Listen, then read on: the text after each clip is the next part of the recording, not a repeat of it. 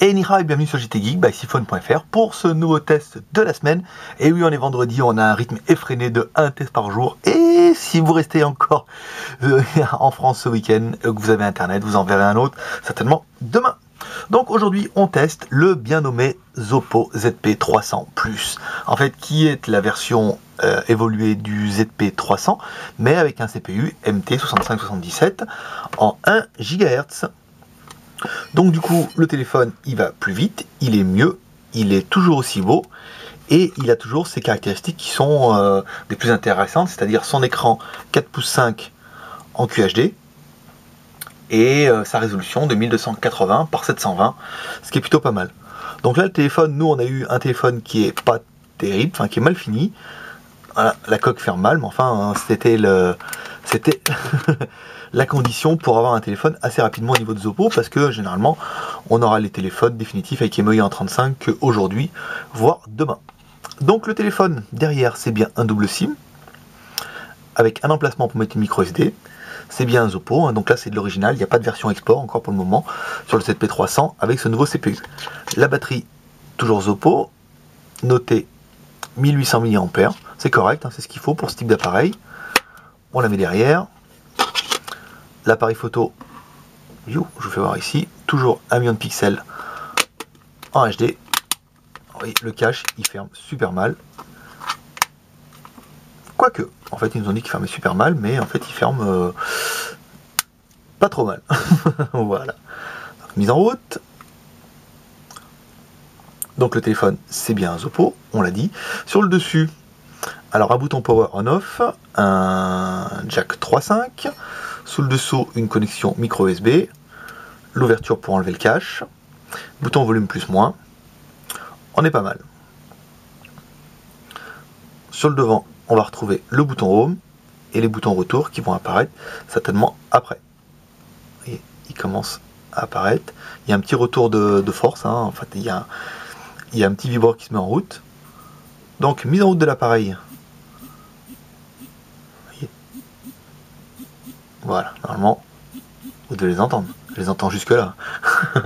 Alors, le téléphone, c'est bon. C'est bien un téléphone en double SIM. Donc IMEI en 35. Sur le paramètre comme ça, on voit qu'une seule IMEI, hein, mais il y en a bien deux dedans. Donc ça, c'est pas mal. Ensuite, on va attaquer, ce qui vous plaît, le AnTuTu, bien sûr.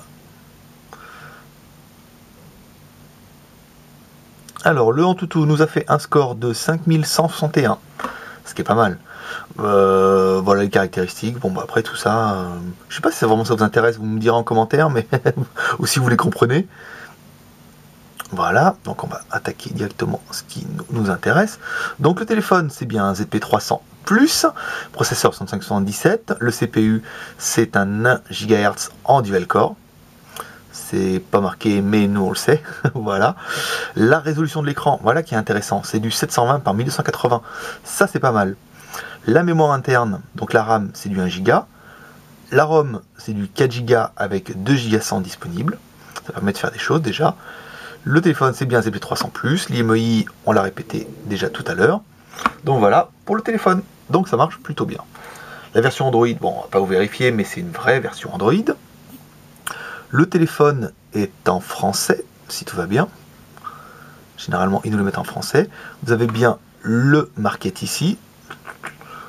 Donc ça fait partie des nouvelles cahiers des charges en fait. Hein. On a une personne qui teste les téléphones avant de les envoyer. Elle vérifiait pas ça. Il y avait bien le market et le Gmail. Donc du coup maintenant ça fera partie du nouveau cahier des charges. Elle vérifiera ça aussi pour être sûr. Vu qu'on a eu un modèle qui est arrivé apparemment sans market et sans Gmail. C'est con, mais de temps en temps il y en a un qui passe à travers. Et si elle vérifie pas, et ben malheureusement après c'est compliqué. Les SMS, donc ça va toujours être sans problème. Voilà. Donc là, les SMS, vous voyez, c'est tout en pas comme il faut. Alors on va vous faire voir. Comment on fait. Vu que nous, on l'a pas fait au début, on l'a vraiment juste reçu. Hein, c'est pour ça qu'on vous le teste. On va dans l'angle, enfin dans l'angle surtout. Voilà. Le plus important en fait, c'est pour le clavier, c'est ici par défaut. Il faut le mettre au moins en anglais. Voilà. Ensuite là, vous êtes en français, c'est bon. Et le clavier, si vous le voulez en français, vous allez ici, vous sélectionnez le français, vous enlevez les anglais, qu'on validera tout à l'heure pour la vidéo en anglais, et on vient ici. Voilà, un beau clavier AZERTY. Alors, c'est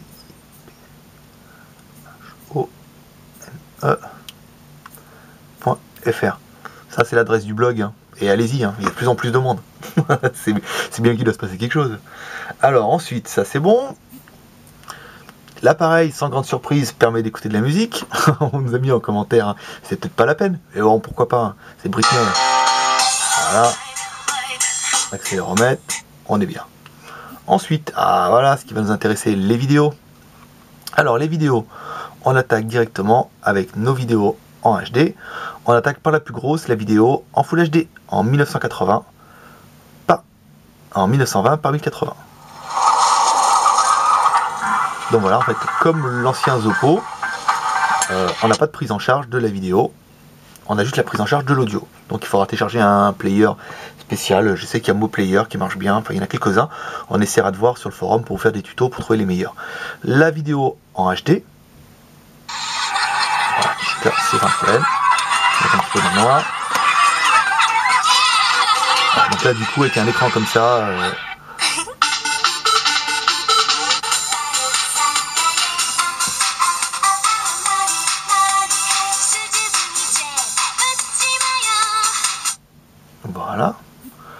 Ensuite on va revenir. C'est pas celui-là, ça doit être celui-là de bouton. Alors on va regarder la vidéo en MP4.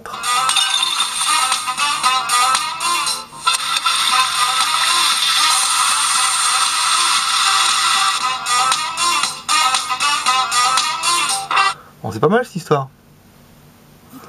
Ensuite, l'intro du Yasenseo. Une fois que dit.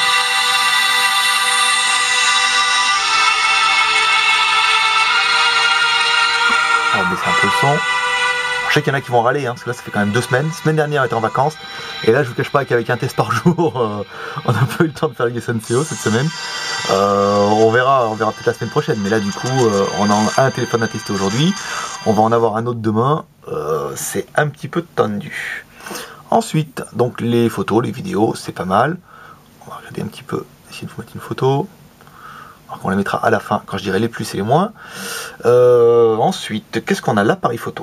Alors, l'appareil photo, on va revenir ici. Alors,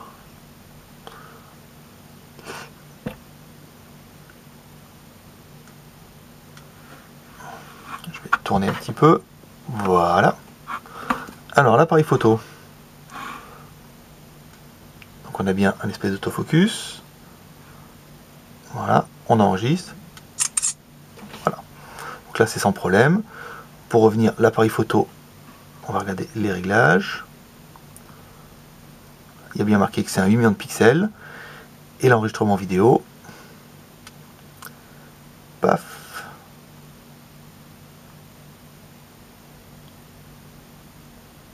Flash. Enregistrement élevé. Moyen, faible.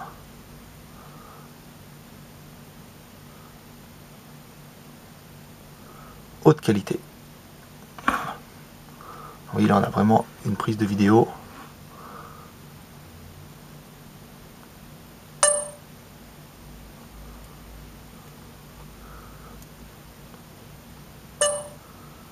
Hop. Voilà, on va revenir cadrer. Je sais qu'il va vous faire kiffer le petit robot. C'est une clé USB. On peut voir quand même un petit peu quand même, parce que moi j'ai bien aimé. Voilà, on l'a pas inséré dedans, mais après quand vous la mettez bien au fond, ici, hop, vous mettez bien, vous l'enclenchez. Après vous avez une petite clé USB sympa. C'est un robot, c'est du métal, hein. Je vous le refais voir. Voilà, ça on a bien kiffé. Et si vous la voulez, bah, vous nous mettrez en commentaire, on vous dira où la trouver. Et les pieds sont en métal et tout, très fan. Des petits trucs rétro comme ça.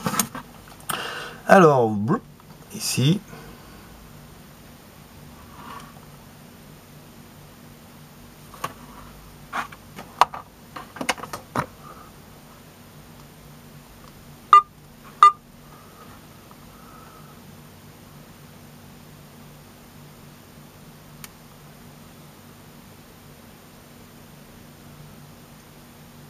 Voilà, bon après c'est une vidéo, hein, pas non plus passer 10 minutes.